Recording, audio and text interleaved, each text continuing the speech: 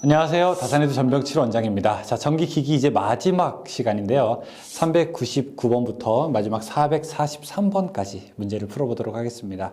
보통 이제 이 부분에는 우리가 정류기 파트인데요. 정류기에서 계산하는 거는 여러분들이 우리가 반파 정류, 전파 정류 할 때 그 정류식 하나 기억해 두시고 나머지는 우리가 콕콕 찍는 역시 암기억 문제라고 하는 사실을 꼭 기억해 주시기를 바라겠습니다. 자, 문제 가보겠습니다. 자, 첫 번째 반도체의 특성이 아닌 것은 하고 물어보고 있죠. 자, 반도체의 특성이 아닌 것은 반도체는 도체도 아니고 부도체도 아니고 자, 중간 성질 띠고 있고요. 그 다음에 온도가 상승함에 따라 저항은 감소하는 부성 저항 특성을 띠고 있게 되죠. 매우 낮은 온도에서 절연체가 되고 불순물이 섞이면 저항이 증가한다고 되어 있는데 불순물이 섞이면 저항이 감소하게 되죠. 이것이 반도체가 가지고 있는 대표적인 특성입니다. 다음 중 반도체로 만든 PN 접합은 주로 무슨 작용을 하게 되는가? PN 접합은 주로 우리가 다이오드죠. 다이오드에서는 가장 크게 일어나는 작용이 바로 정류작용입니다. P형 반도체의 설명 중에서 틀린 것은 무엇인가? P형 반도체는 불순물이 4가가 아니라 3가로 되게 됩니다. 3가. 자, P형 반도체의 전기전도에 주된 역할을 하는 반송자는 무엇이게 되는가? 우리가 P형 N자 이렇게 우리가 기억할 수 있게 되는데요. 지금 402번 보게 되면은 P형 반도체의 전기전도에 주된 P형 반도체에서 지금 P형이라고 했죠. P0N자죠. 그래서 P형은 정공이 역할을 하게 되고요. 그 다음에 여기서 나오죠. N형 반도체는 전자가 되는 거고 P형 반도체는 정공이 됩니다. 그래서 P0N자 이렇게 외우면 좋습니다. P0N자. 진성 반도체인 사가의 실리콘의 N형 반도체를 만들기 위하여 첨가하는 거. 여기 재료 나와 있죠. N형 반도체는 안티몬 넣고요. 그 다음에 비소, 그 다음에 인 이런 것들을 집어넣게 됩니다. 지금 문제에서는 우리가 여기 4번 안티몬을 대답할 수 있겠죠.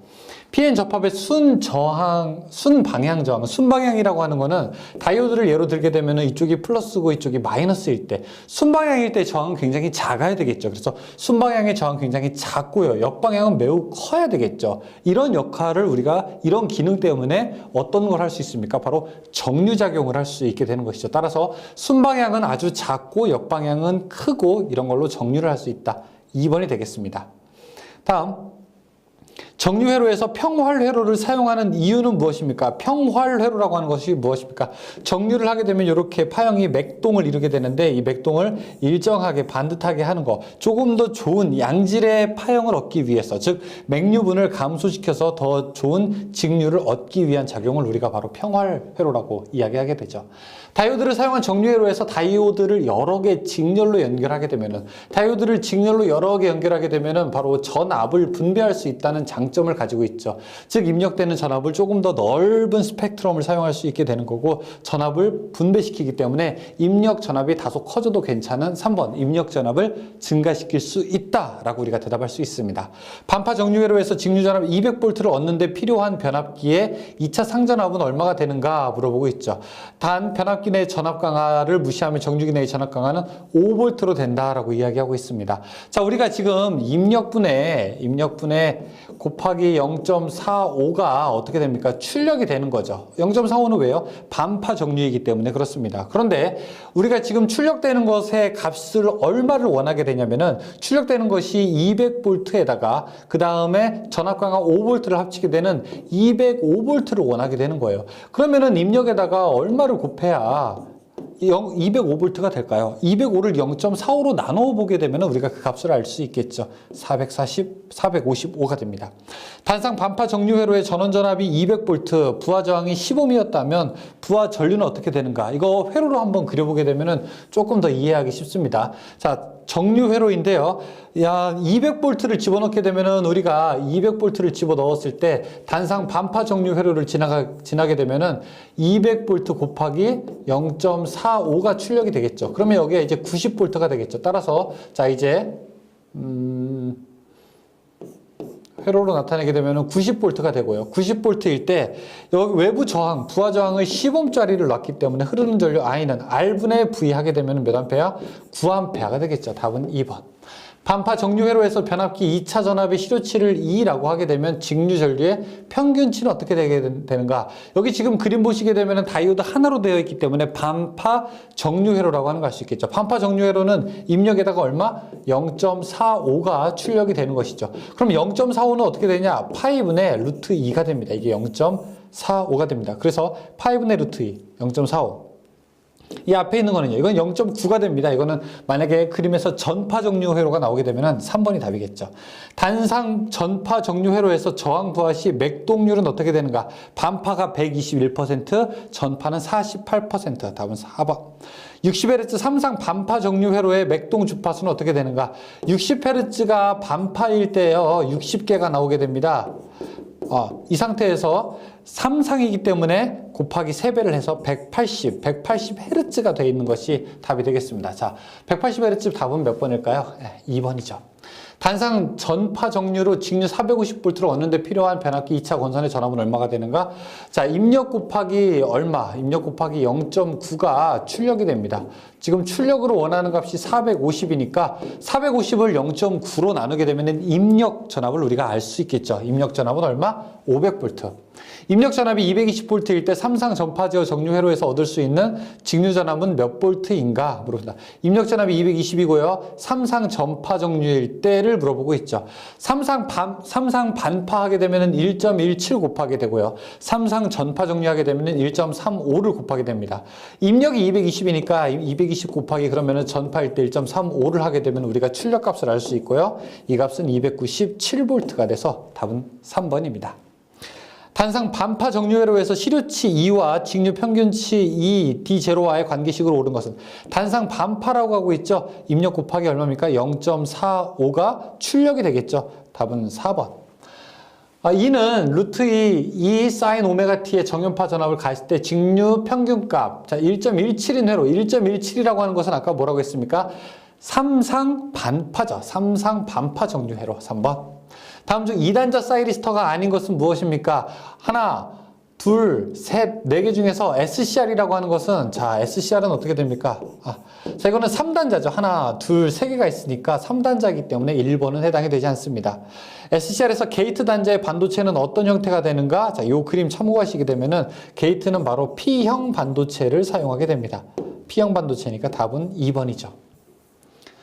양방향으로 전류를 흘릴 수 있는 양방향 소자는 양방향이게 되면은 양쪽이 어떻게 됩니까? 양쪽이 이름이 AC로 끝나게 됩니다. 그래서 보시게 되면 트라이액 뒤에 AC로 끝나게 되죠. 교류이기 때문에 3번 선택하면 되고요. SCR 두 개를 역병렬로 접속한 그림과 같은 기호의 명칭. 자, 하나, 둘, 양방향이죠? 그러면 끝에가 뭐로 끝나요? AC로 끝나야 되겠죠. 트라이액이라고 부르게 되죠. 반도체 소자 중에서 3단자 사이리스터가 아닌 거. 여기서 3단자 사이리스터. SCR 3단자죠. GTO 3단자, 트라이액 3단자인데 SCS는 4단자입니다. 단자가 4개 있는 거예요. 다음과 같은 반도체 정류기 중에서 역방향 내전압이 가장 큰 것은 무엇인가? 이 반대 방향으로 흐르는 전류를 가장 크게 막을 수 있는 걸 우리가 실리콘 정류기라고 부르게 됩니다. 그래서 실리콘 정류기를 이용해서 우리가 그 정류 작용을 할 수 있게 되는 것이죠. 반도체 사이리스터에 의한 제어는 어느 것을 변화시키게 되는가? 위상각을 변화시키게 됩니다. 즉, 자, 이렇게 파형이 있게 되면은 어느 부분에서 우리가 턴온 시킬지를 정하게 되는데 이런 걸 우리가 위상각 제어라고 부르게 됩니다. 이 방향성 3단자 사이리스터는 어떤 것인가? 양쪽 방향으로 올 수 있고요. 그 다음에 단자가 3개가 있습니다. 이거는 4번의 트라이액이죠. 다음에 전압이나 전류의 제어가 불가능한 소자는 무엇인가 물어보고 있습니다. IGBT, SCR, GTO 다 전력 제어용 소자가 되겠는데요. 다이오드라고 하는 것은 전기를 통할지 말지만 정하는 소자이기 때문에 전압이나 전류의 제어는 불가능한 소자가 됩니다.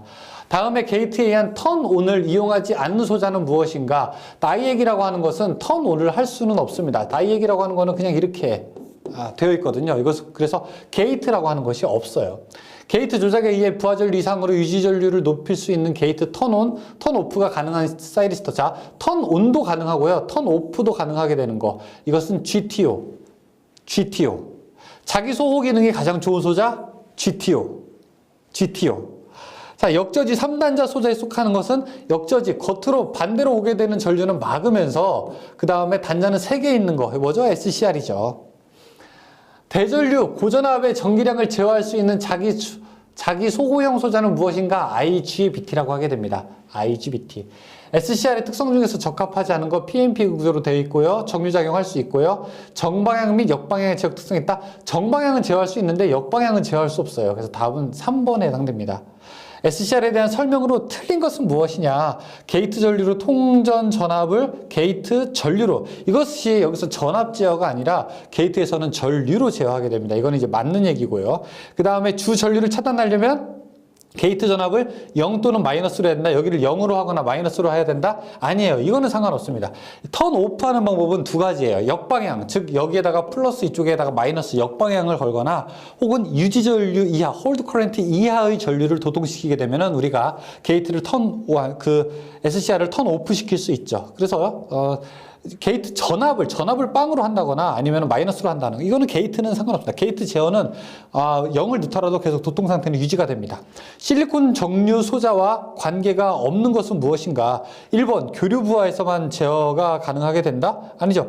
이거는 직류에서도 실리콘 제어 소자는 가능하게 됩니다. 사이리스터의 레칭 전류에 관한 설명으로 옳은 것은, 레칭 전류라고 하는 것은 게이트에서 주는 신호거든요. 게이트에서 도통시키기 위한 전류. 그러니까 사이리스터가 턴온 하기 시작하는 전류를 우리가 레칭 전류다라고 이야기를 하게 됩니다. 켜는 전류죠. 사이리스터 특성에 대한 설명 중에서 틀린 것은 무엇인가 물어보고 있죠. 하나의 스위치 작용을 하는 반도체 맞고요. PN 접합하고요. 사이리스터를 턴온 시키기 위해 필요한 거 맞고요. 유지 전류는 레칭 전류보다 크다? 아니면 유지 전류는 아주 작아요. 레칭 전류보다 훨씬 더 작게 되는 전류입니다. 4번이 잘못된 얘기죠. 그림과 같은 전동기 제어 회로에서 전동기 M의 전류 방향으로 옳은 것은 무엇인가 물어보고 있습니다. 전동기 여기서 M의 전류 방향으로 옳게 되는 것은, 자, 전류는 요렇게도 흐를 수 있고요. 그 다음에 자, 켜게 되면은 요렇게도 흐를 수 있게 되는군요. 그러니까 뭐든지 다 A에서 B의 방향, 항상 A에서 B의 방향으로 가겠네요. 답은 1번이네요. 그림은 실리콘 제어 소자인 SCR을 통전시키기 위한 회로도이다. 바르게 된 회로는 무엇인가? SCR 게이트는 이렇게 돼야 되겠죠. 자, 여기는 플러스가 되고요. 마이너스가 되고 이쪽은 플러스가 돼야 됩니다. 따라서 게이트에 플러스 신호가 들어갈 수 있게끔 회로가 되어 있는 것. 여기 지금 보게 되면은 플러스 되어 있는데 이 반대편으로 연결되는 게 마이너스로 연결되어 있지 않고, 자, 2번이 현재 여기서는 맞는 그림이라고 할 수 있습니다. 337번 그림은 전력 제어 소자를 이용한 위상 제어 회로이다. 전동기의 속도를 제어하는 가 부분에 사용하는 거는 지금 하나, 둘, 셋, 3단자이어야 돼요. 단자가 3개인 거. 트랜지스터, 제너 다이오드 이거 아니죠. 레귤레이터 아니고 트라이액이 맞습니다. SCR을 이용한 인버터 회로에서 SCR이 도통 상태에 있을 때 부하 전류가 20A가 흘렀다. 게이트 동작 범위 내에서 전류를 2분의 1로 감소시키면 부하 전류가 어떻게 되는가? 자, 이렇게 SCR이 있게 되는데 여기 흐르는 전류가 20A라는 거예요. 게이트에서 신호를 빵으로 하게 되더라도 계속 똑같은 전류가 흐르게 됩니다. 그래서 20A가 흐르게 되겠죠. 다음 괄호 안에 알맞은 내용을 순서대로 써라. 사이리스터에서는 게이트 전류가 흐르게 되면은 순방향의 저지 상태에서 어떻게 됩니까? 게이트의 전류가 흐르게 되면은 온 상태로 되게 되는 거죠. 자, 온 상태로 되게 된다. 자, 그때 게이트 전류를 가하여 도통 완료될 때까지의 시간을 우리가 턴 온 되는 시간이라고 부르게 되고요. 자, 이 시간이 길어지게 되면 스위칭 시에 손실이 많게 되는 거. 턴 온 시간이 빨라야지 손실이 더 적게 되는 것이죠.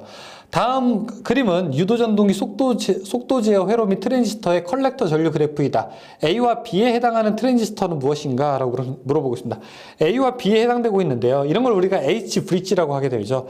반드시 도통하는 것은 이렇게 도통하거나 혹은 도통할 때에는 반대로 도통하게 돼서 자, 이렇게 도통이 돼야 됩니다. 따라서 제가 이 노란색으로 그린 걸로 하게 되면 TR1과 TR4가 한 쌍이고요.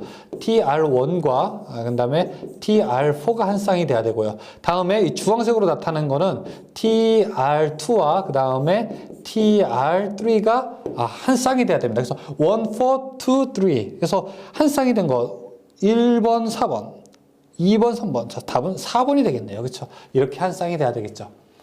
41번 직류 전압을 직접 제어하는 것을 무엇이라고 합니까? 이걸 우리가 초퍼라고 부르게 되죠. 초퍼형 인버터. 사이클로 컨버터라고 하는 것은 교류를 직접 다른 주파수로 제어하는 것. 즉 주파수 변환기를 우리가 사이클로 컨버터라고 부르게 됩니다. 다음 중 인버터의 설명으로 바르게 나타나는 것은 인버터는 직류를 교류로 변환하는 것을 우리가 인버터라고 하게 되죠. 답은 443번의 1번이 되겠습니다. 네.